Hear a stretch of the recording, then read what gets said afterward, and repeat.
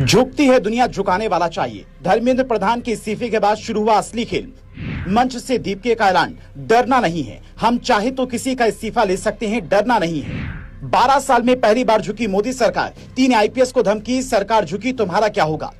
शिक्षा मंत्री धर्मेंद्र प्रधान ने इस्तीफा तो दिया, लेकिन सीजेपी आंदोलन खत्म करने को तैयार नहीं है। क्या मोदी के इस्तीफे की मांग होगी? सीजेपी की तीनों मांगों पर सरकार राजी हो गई है। सीजेपी एक तरफ जश्न मना रही थी, दूसरी तरफ सोनम वांगचुक का एक बार भी जिक्र नहीं हुआ। सीजेपी के आंदोलन में सरकार ने शनिवार को ऐसा क्या देखा कि झुकने का फैसला किया?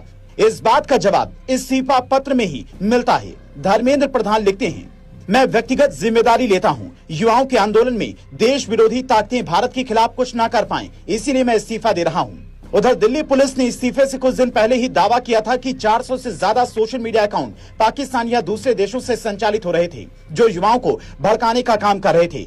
2 बार की मुलाकात के बाद कोई बात नहीं बनी थी। केजरीवाल इस्तीफे के बाद आते हैं और दावा करते हैं कि देश की जीत है, लोकतंत्र की जीत है। लोगों को लगा था कि सरकार सुनती ही नहीं है, लोकतंत्र से भरोसा हट गया था। इतना बड़ा संघर्ष हुआ और आखिरकार सरकार को झुकना ही पड़ा।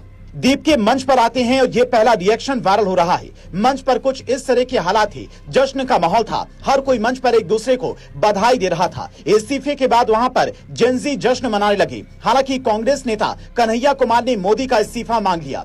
अभी तो ली अंगड़ाई है, आगे और लड़ाई है। धर्मेंद्र गए, अब नरेंद्र की बारी है। ये जवाबदेही की शुरुआत है, जारी रहेगा। पीएम मोदी के विरोध में आवाजें तेज होती जा रही हैं। कांग्रेस पीएम मोदी के इस्तीफे के लिए सीजेपी का सपोर्ट कर रही है। अमेरिका से लेकर पाकिस्तान की नजर इस वक्त आंदोलन पर बनी थी। पूरा जंतर मंतर खचाखच भरा था। पीएम मोदी ने 2 दिन में इंस्टाग्राम पर 2 वीडियो अपलोड किए, लेकिन आंदोलन लगातार बड़ा होता जा रहा था। सरकार मेट्रो स्टेशन से लेकर दिल्ली तक को सील कर रही थी। धर्मेंद्र प्रधान का इस्तीफा कैसे आया, अब ये समझिए। धर्मेंद्र प्रधान के इस्तीफे की कहानी 20 जुलाई को ही लिखी गई।